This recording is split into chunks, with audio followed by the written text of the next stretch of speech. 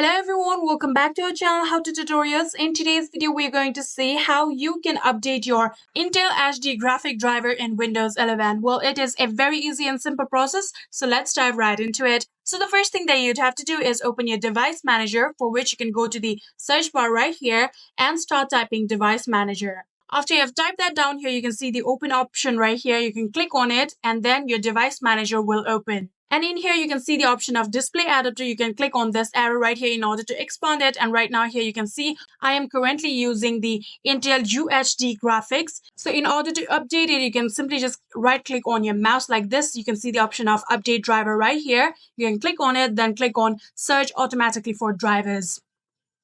After you've done that, here you can see the best driver for your device are already installed because I have already updated my driver. So after clicking on it, the update process will be automatically started. And like that, you will be able to update your Intel HD graphic driver. I hope this video was helpful to you guys. If it was, please do not forget to hit that subscribe button and like our video. Thank you so much for watching. See you in the next.